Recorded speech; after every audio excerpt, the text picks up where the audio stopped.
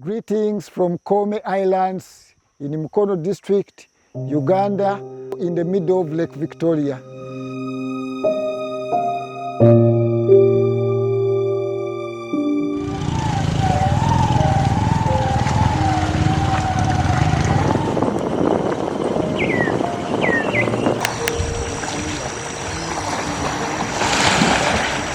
Restoring rare and threatened trees in Koome Archipelago, Mukono District, Uganda. We are planting Prunus africana, which is very rare and highly threatened tree species in Koome Islands. In the heart of Lake Victoria lies Koome Sub-county in Mukono District, a cluster of beautiful islands rich in natural heritage and biodiversity. For generations, these islands have provided food, water, medicine, timber, and cultural value to the communities that call them home. We hold a project about conservation of rare and endangered or threatened species, tree species.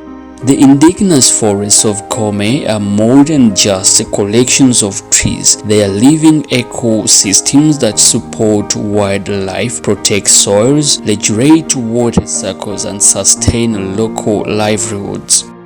Today, however, this natural treasure faces unprecedented challenges. Local residents say that over the years, increasing pressure from human activities has taken a heavy toll on Koome's indigenous forests. In Koome, right now, the statistics of trees or forestry has declined.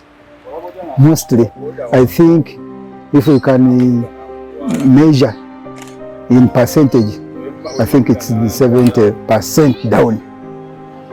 The forests are not there completely. The situation worsened as fishing, once the primary economic activity for most island residents, steadily declined due to overfishing and widespread illegal fishing practices. Ndi musajja mulimi, muvubi, mulunzi. Ate ndi mulimi wa miti awamu n'emmwanyi. Buli lwembeera nsimba ebintu ebyo nsimbiramu ebitooke olw'okuba nti sikkiriza kugenda kugula mmere ng'ate tulina ettaka. Nagenda okufuna ebitundu byenzize ngula ng'ogula ab'omuceere bamaze okusalawo emiti gyonna egisinga obungi nengezaako okwogerezeganya n'omulimisa wa disitulikiti ya Mukono, Mwami Obedi Nsubuga, najja nga nkwatirako wennemereddwa mu kugula nampaayo ku miti omuli mahogany, emikibu, emikusu wamu n'emisizi. Era tageti yange yakusimba emiti egisukka mu 100. Nti emiti bwe gibeerawo empewo eva mu nnyanja tekosa butonde bwansi, ebeera eyita mu miti, ebitooke byaffe ne bitasiguka, enkuba n'ebeera ng'ekomawo ku Koome n'etonnyanga bwe yatonnyanga edda. In 2011, the forest cover was there. I think it was about 80%. But now things changed when the army took over the lakes and the fishermen tried to invade in the forests to grow rice. As a challenge from what happened in the waters. Another challenge was that there's a problem of settlement. You know, in the Koome was a forest area. But now when people, you know, when one person comes and gets land in Koome, he brings more people. That land is there. So settlement was also a challenge somewhere in the landing sites. According to Obedi Nsubuga, programs manager at Hope for Nature, many people who previously depended solely on fishing were forced to seek alternative sources. A result as a significant number turned to activities that placed even greater pressure on the environment, including timber harvesting, charcoal production, firewood collection, and the sale of tree logs. As we already know, that deforestation, charcoal burning, wood cutting, firewood, and expansion for agriculture are the main causes of deforestation in most parts of Uganda, more especially in Koome Islands. Agricultural expansion has also contributed to forest loss. Rice cultivation, in particular, has become a major driver of deforestation, with farmers clearing large tracts of forest land. In many cases, trees are first cut down and converted into charcoal before the land is prepared for cultivation. Charcoal production, timber harvesting, agricultural expansion, and settlement development have led to widespread deforestation and habitat degradation. Forests that once covered large sections of the island are steadily disappearing. Where we are now, we are in a rice garden. All the trees have been cleared, and the trees which have been cleared, most of them are medicinal, rare, and highly threatened trees, which in most cases you don't find them elsewhere in Uganda apart from Koome and probably in Kalangala, the two islands. Few of them can be found in Koome District.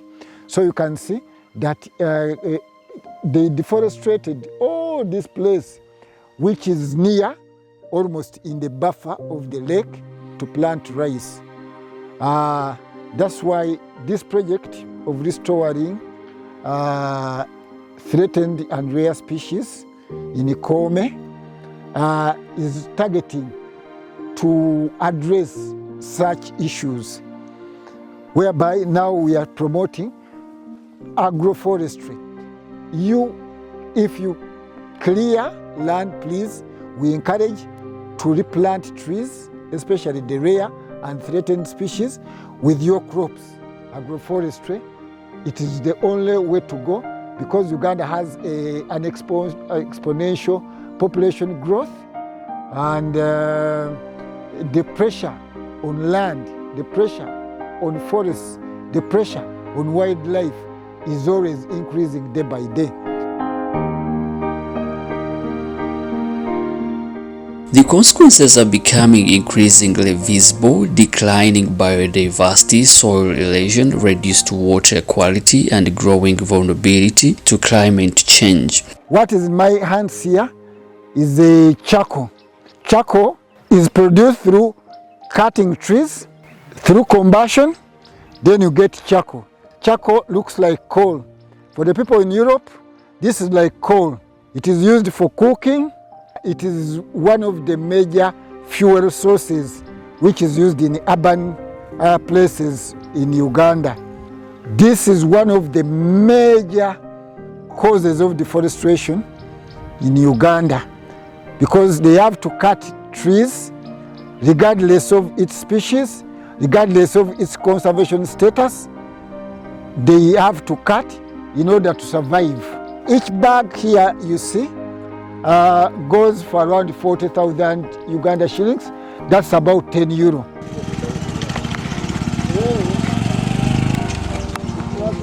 And because the trees are almost done in most parts of Uganda, charcoal is very high on demand. And charcoal is very necessary. That's why probably in the future we would invite and urge other conservationists and funding organizations to come up with options like making biogas, making charcoal briquettes, in order to save our trees.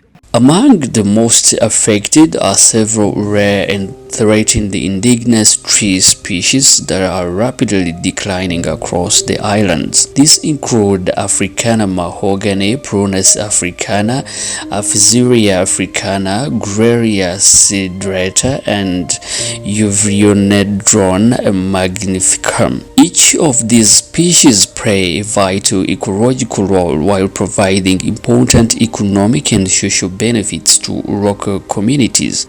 People in Uganda cannot live without charcoal. The people who cut the trees need to survive. So they need to balance between conserving the forests, conserving the environment, and also providing livelihoods for people who are engaged in such kind of business. The loss of these trees would represent not only an ecological tragedy, but also the loss of valuable natural resources for future generations. And because of what we have been telling the community, through community engagements, through community trainings, now some forests are returning. That is regeneration of the forests which were cut. Despite the challenges, hope is taking root across islands of Koome. Through dedicated restoration efforts, Hope for Nature is working alongside local communities to bring indigenous forests back to life. At the heart of this initiative are indigenous tree nurseries established to propagate rare and threatened species. So we hope that with continuous efforts in working with the community to restore the forests, to plant trees, we can achieve more forests on Koome Islands. Subuga also highlights the project's agroforestry component, where farmers receive seedlings of threatened tree species to intercrop within their gardens and farms. Mr. Geoffrey Serwadda, one of our beneficiaries in the project of restoring critically endangered and threatened species on Koome. He has quite many, over about 200 trees, lovoa trees, to guard the lake as a lake buffer zone, to be able to protect the fish breeding areas and also to help the ecosystem in Koome Islands, which is a very rare and unique wildlife place in Uganda. This is Kaya. It is highly threatened. It is an island tree. It can mostly be found in Sese, Kalangala District, and the Koome Islands. So we are going to restore this Kaya, a highly threatened and rare tree species in Koome Islands in the middle of Lake Victoria. In Uganda, this tree is called the Omukusu. It is in the family of mahogany. It is a habitat to many wildlife species, including birds and other monkeys. It is very highly priced in terms of timber. It produces timber. It also it works as a soil, a nutrient pump. It extracts minerals away deep in the soil, and when its leaves fall, it brings soil fertility on the ground. It also has some parts which can work during boat manufacturing on the islands.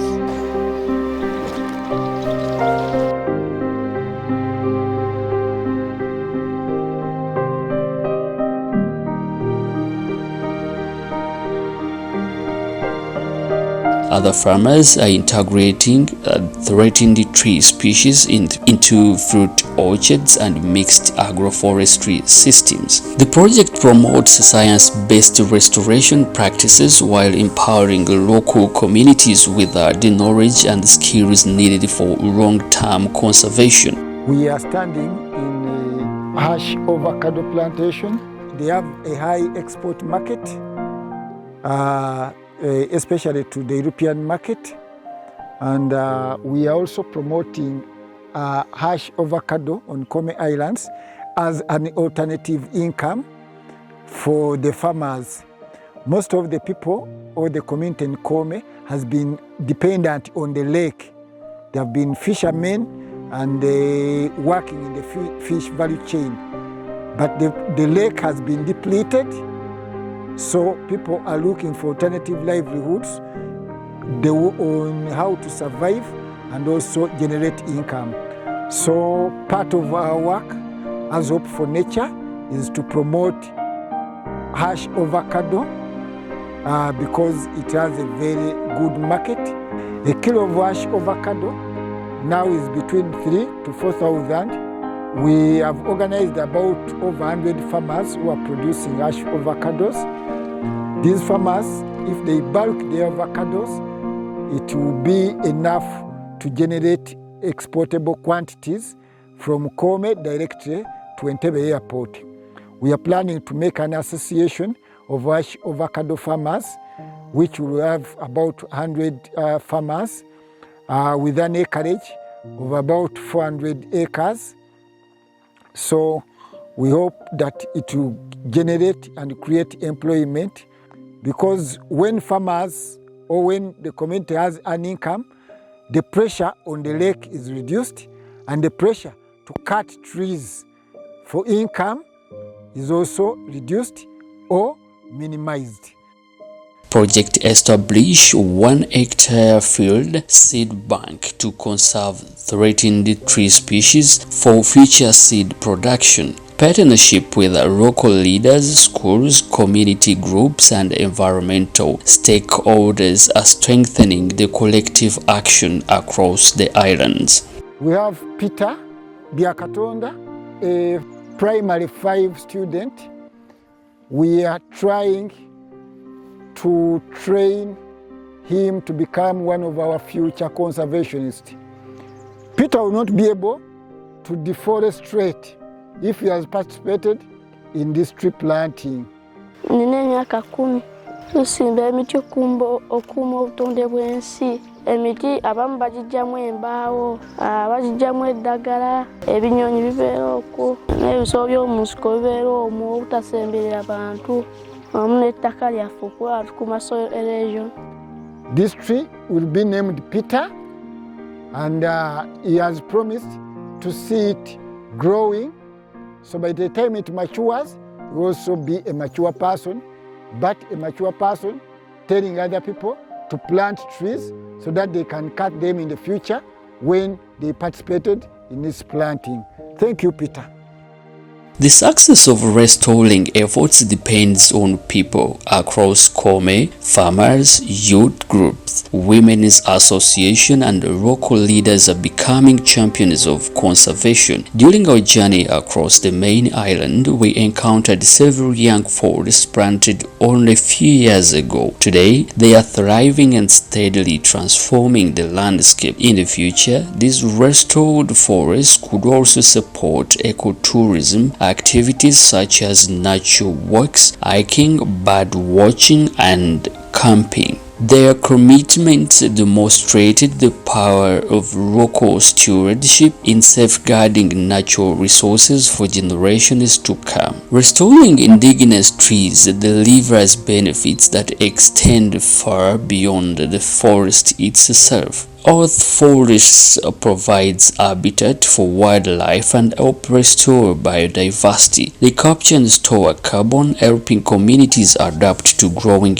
impacts of climate change. The roots stabilize soils, reduce erosion, and protect water sources. For local households, restoration also creates new livelihood opportunities through beekeeping, agroforestry, and sustainable natural resource management. The journey towards restoration is not without challenges. Limited funding, transportation constraints, and the geographical isolation of island communities make conservation work demanding. Illegal tree cutting and ongoing land use change continue to threaten restoration gains. Yet the opportunities are immense. Lessons learned in Koome can serve as a model for restoring degraded landscapes across other islands of Lake Victoria and beyond. Hope for Nature envisions a future where indigenous forests once again flourish across Koome Sub-county, a future where rare and threatened tree species are protected, communities thrive alongside nature, and restored ecosystems provide lasting benefits for generations to come. The restoration of Koome Forest is more than just an environmental project. It's an investment in biodiversity, climate resilience, sustainable livelihood, and future of Uganda's natural heritage. Together, we can protect rare and threatened tree species and ensure that these islands remain a sanctuary of both nature and people. The future of Koome Islands lies in growing one indigenous tree at a time.